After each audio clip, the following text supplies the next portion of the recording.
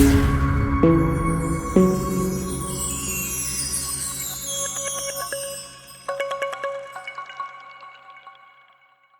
दोस्तों, नमस्कार। Exist academy में आप सभी का स्वागत है।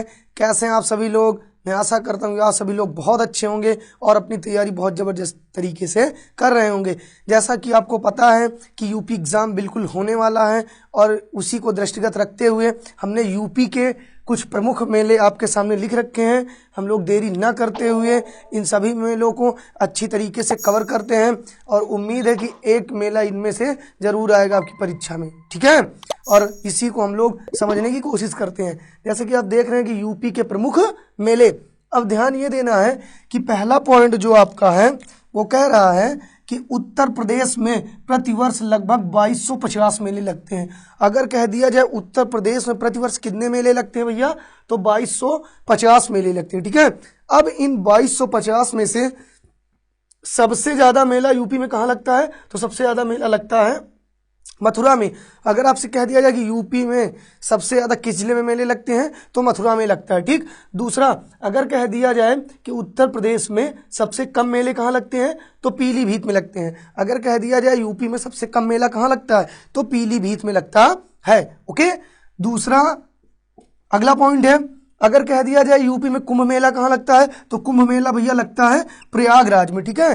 कुंभ मेला कहाँ लगता है, प्रयागराज में लगता है। और यह कुंभ मेला प्रत्येक 12 वर्षों में एक बार लगता है। कितने वर्षों में? 12 वर्षों में एक बार। भारत में 4 जगहों पे कुंभ मेला लगता है। एक लगता है आपका प्रयागराज, एक लगता है हरिद्वार, एक लगता है नासिक और एक लगता है उज्जैन में। उज्जैन में जो कुंभ मेला लगता है वो क्षिप्रा नदी के किनारे लगता है। नासिक में जो लगता है वो गोदावरी नदी के किनारे लगता है। हरिद्वार में जो कुंभ मेला लगता है वो गंगा नदी के किनारे लगता है। और जो प्रयागराज में लगता है ये गंगा प्लस यमुना नदी के किनारे लगता है, ठीक है। और जैसा कि मैंने आपको बताया कि ये जो प्रयागराज मेला है ये उत्तर प्रदेश का सबसे बड़ा मेला माना जाता है, ठीक है। और ये प्रत्येक 12 वर्ष में एक जगह यानी प्रयागराज में लगता है, ओके। दूसरा है नौचंदी मेला।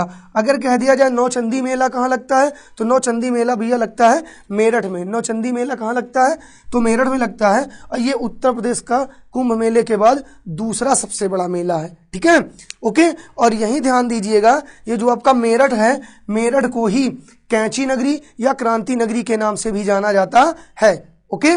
अगला तीसरा है बटेश्वर मेला। बटेश्वर मेला कहाँ लगता है भैया, तो आगरा में लगता है। बटेश्वर मेला कहाँ लगता है, आगरा में लगता है। और बटेश्वर मेला जो है ये पशु मेला है, ठीक है, ओके। अब आगरा के बारे में कुछ चीज़ें और जान लेते हैं। आगरा को सिकंदर लोधी ने बसाया था। कब बसाया था, 1504 में। और सिकंदर लोधी ने 1506 में इसको अपनी राजधानी बनाया था, ठीक है। आगरा जो है आपका वो चमड़ा उद्योग के लिए जाना जाता है। आगरा जो है पेठा नगरी के नाम से जाना जाता है और आगरा को ही ताज नगरी कहा जाता है, ओके। और एक चीज और आपको ध्यान देना है कि आगरा में ही सुलह कुल नामक उत्सव मनाया जाता है जो हिंदू और मुस्लिम की एकता का प्रतीक माना जाता है, ठीक। अगला नेक्स्ट मेला है बिठूर मेला। बिठूर मेला कहाँ लगता है भैया, तो कानपुर में लगता है, ठीक है। बिठूर मेला कहाँ लगता है, कानपुर में लगता है। और इससे पहले आपको बता चुके हैं कि कानपुर किस नदी के किनारे बसा है, तो कानपुर गंगा नदी के किनारे बसा हुआ है, ओके। अगला क्वेश्चन, अगला कह रहा गढ़मुक्तेश्वर मेला। गढ़मुक्तेश्वर मेला जो है ये आपका कहाँ लगता है, हापुड़ में लगता है, ठीक है। गढ़मुक्तेश्वर मेला कहाँ लगता है भैया, हापुड़ में लगता है। नेक्स्ट है आपका देवा शरीफ मेला। देवा शरीफ मेला कहाँ लगता है, तो देवा शरीफ मेला बाराबंकी में लगता है, ठीक है। देवा शरीफ मेला कहाँ लगता है, बाराबंकी में लगता है। और बच्चा आप लोग इनको अच्छी तरीके से कवर कर लीजिएगा, नोट डाउन कर लीजिएगा, ये आपकी परीक्षा की दृष्टि से महत्वपूर्ण मेले हैं, ओके। नेक्स्ट कह रहा है गोला गोकर्ण मेला।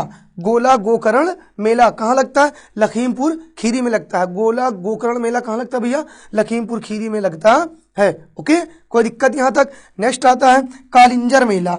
कालिंजर मेला कहाँ लगता है भैया, तो बांदा में लगता है। कालिंजर मेला कहाँ लगता है, बांदा में लगता है। और ये भी ध्यान देना, कालिंजर मेला बांदा में लगता है। कालिंजर का किला भी बांदा में है और यहाँ पे महादेव मेला भी लगता है, ठीक है। और आपने पढ़ा होगा शेरशाह सूरी। शेरशाह सूरी जो था वो कालिंजर का किला तोड़ते वक्त ही उसकी क्या हुई थी, मृत्यु हुई थी, ठीक है। अगला है भैया करा कि परिक्रमा मेला।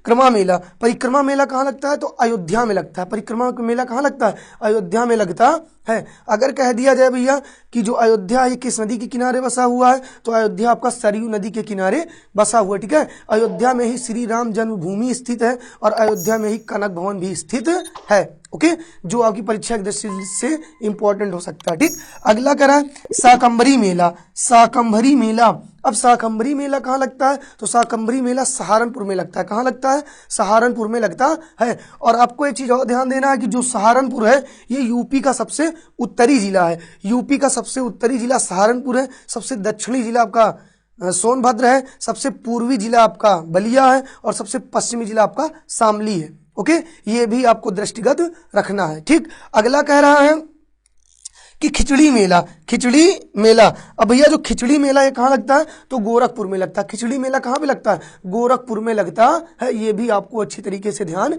देना है। ठीक, नेक्स्ट है आपका सैयद सलार मेला। सैयद सलार मेला, अब सैयद सलार मेला जो है ये कहाँ लगता है? सैयद सलार मेला बहराइच में लगता है। सैयद सलार मेला कहाँ लगता है बच्चों? तो बहराइच में लगता है। ठीक, नेक्स्ट है आपका सोरो मेला। सोरो मेला कहाँ लगता है? तो कासगंज में लगता है। ठीक, सोरो मेला कहाँ लगता है? कासगंज। अब कासगंज में ही अमीर खुसरो का जन्म हुआ था। किसका जन्म हुआ था? अमीर खुसरो का। कासगंज पटियाली। ठीक है, किसका जन्म हुआ था? अमीर खुसरो का जन्म हुआ था। अमीर खुसरो को ही भारत का तूतीय हिंद कहा जाता है। क्या कहा जाता है? भारत का तूतीय हिंद कहा जाता है। अमीर खुसरो जी जो थे इनके गुरु का नाम था निजामुद्दीन औलिया। क्या नाम था इनके गुरु का नाम? निजामुद्दीन औलिया। ठीक है, अमीर खुसरो जो है ये मुकरियाँ, पहेलियाँ, ये सारा कौन लिखते थे? ये सारी चीजें तो अमीर खुसरो ही लिखते थे। ओके, नेक्स्ट कह रहा है कि आपका रामायण मेला। रामायण मेला, रामायण मेला कहाँ लगता है? तो चित्रकूट में लगता है। रामायण मेला कहाँ लगता है? चित्रकूट में लगता है बच्चा। और इससे पहले आपको हमने बता रखा है कि चित्रकूट जो है ये मंदाकिनी और पयस्विनी नदी के किनारे स्थित है। किस नदी के किनारे?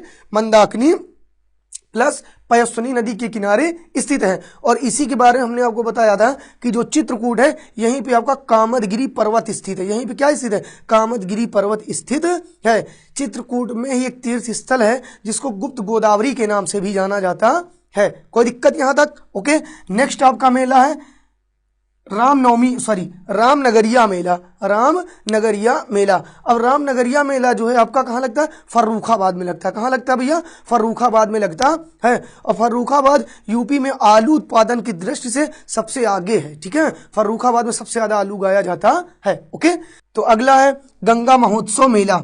अब देखो बच्चा, गंगा महोत्सव मेला आपका कहाँ लगता है? बनारस, वाराणसी, काशी में लगता है। ठीक है, अगर कह दिया जाए कि बनारस से कुछ चीजें और आप समझिएगा। बनारस में ही भारत माता मंदिर स्थित है। बनारस में ही काशी विश्वनाथ मंदिर स्थित है। बनारस में ही भारतीय शाक सब्जी अनुसंधान केंद्र स्थित है। बनारस में ही आपका लाल बहादुर शास्त्री इंटरनेशनल एयरपोर्ट स्थित है। ये चीजें भी आप लोग ध्यान दीजिएगा। ओके, और अगर कह दिया जाए बनारस किस नदी के किनारे है? तो बनारस गंगा नदी के किनारे स्थित है। ओके, नेक्स्ट आते हैं, और एक मगहर मेला भी कहाँ लगता है? बनारस में ही लगता है। ओके, अगला है गढ़मुक्तेश्वर मेला। गढ़मुक्तेश्वर मेला, अब गढ़मुक्तेश्वर मेला है जो वो कहाँ लगता है? तो हापुड़ में लगता है। गढ़मुक्तेश्वर मेला कहाँ लगता है भैया? हापुड़ में लगता है। ओके, ये भी आपको ध्यान देना है।